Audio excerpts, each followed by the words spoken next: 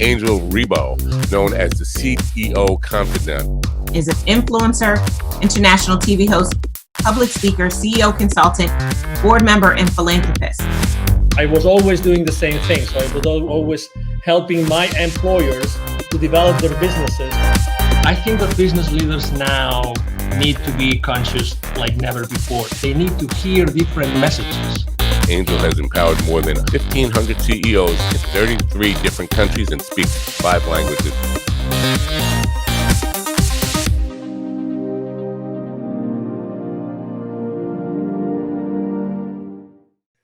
Hello, everybody. This is Angel Rebo, the CEO Confidant, and also in Latin America known as the co-founder and president of the Wisdom for Kids Foundation. We are here again today with Neville Joffe, who is the author of this incredible book called The Baker's Dozen Rules of Highly Successful Business Operators. Neville Joffe, also known as one of the most relevant executive educators in the Americas today. How are you doing, Neville? Wonderful, Angel. Thank you. Good to see you. Good to see you. So, we're going to talk about, chapter 8 of your most recent book, which is actually the title of chapter 8 is Finding Hidden Pockets of Profit.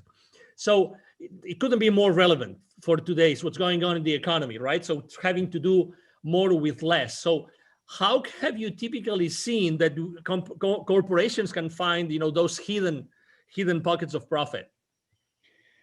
Angel, what worked a year or 2 or 3 ago, 2 or 3 years ago, rather, it might have been a good decision then. It doesn't mean it's a good decision now. And I believe it's incumbent upon people to keep reevaluating process and resources. And there's so much waste. And I think that one of the good thing, if you will, for the want of a better word, given this COVID situation today, one of the good things that has come about is people, because resources are now becoming scarce, money in particular, and customers and so on, a lot of companies are now looking at redundancies. And there was never a better time to do this, to reassess process. And there are so many redundancies in the market today, in businesses today, that want us to reassess, do we really need X, Y, and Z?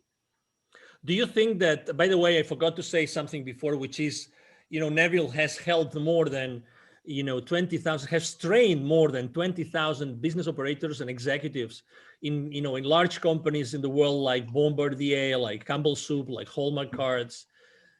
So, according to your experience, Neville, how easy it is to find those hidden pockets of profit in corporations today? Angel, it's very simple, but it's not easy. Okay. There's a lot of emotion involved. And in my experience, one of the good practices that I support and I recommend to clients is to do what I call the test of deprivation. Okay, what is that? People need to take a look at processes and ask themselves, what would happen if this process didn't happen? What would happen if we didn't have this meeting? What would happen if we didn't generate these reports? What would happen if I didn't need X, Y, and Z? And it's amazing how many processes that cost money are taken for granted. We just say we're doing it. One of the terms that I have so much difficulty accepting is when you ask somebody why they're doing something, and they tell you, because we've always done it like that. Wow, very common. And these are poisonous words in my mind, because it's demonstrating that people are just accepting status quo. So, for example, I'm going to talk about hidden pockets of profit. When you go to a meeting, I wonder how many of our listeners have said to themselves, and they go to a meeting, what am I doing at this meeting? Totally. Every time I've worked with people in workshops when we're delivering business acumen lessons, usually there's a roar of laughter. Well, this is actually not so funny, because you work out how much productivity is taken out of the workplace because people are sitting in meetings where they have no business to be in.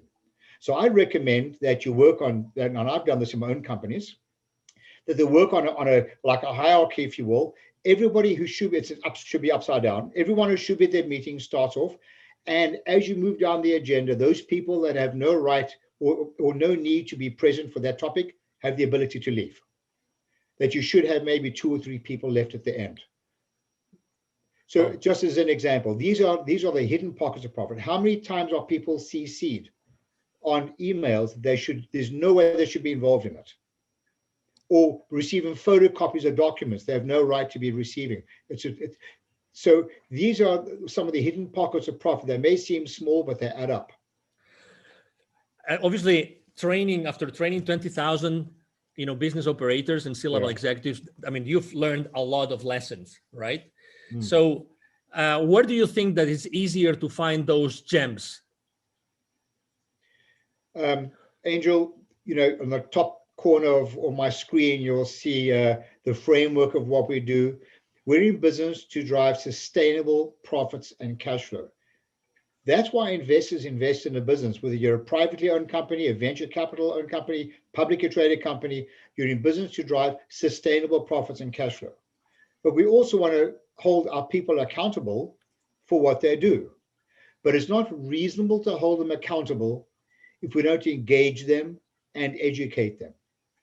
It is therefore incumbent upon managers, leaders, etc. in organizations to engage the employees in the process and to have a completely open and transparent environment and talk about these redundancies.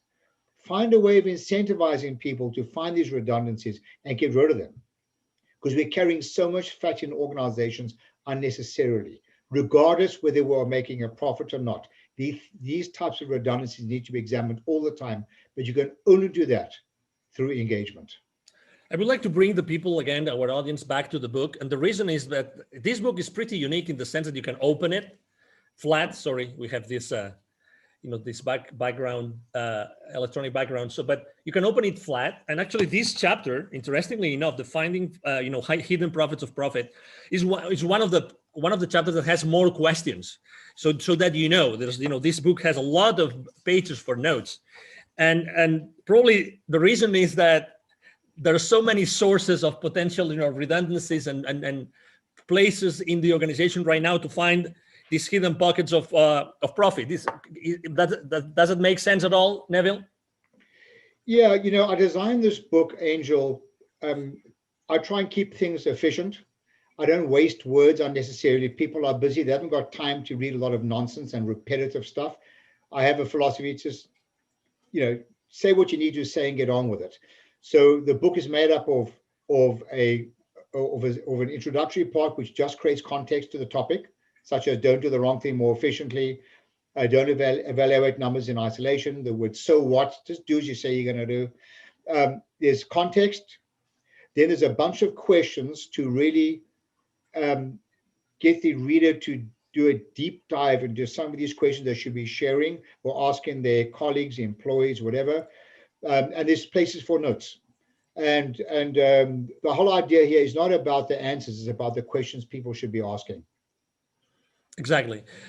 Neville, I would like to ask you also, this is your latest book, and what does this book represent? Because you have written many books, including textbooks for colleges. What does this book represent in your career? This for me, Angel, is a legacy. As you can see, I'm only 50 years old, plus a lot of tax. This is part of a legacy for me.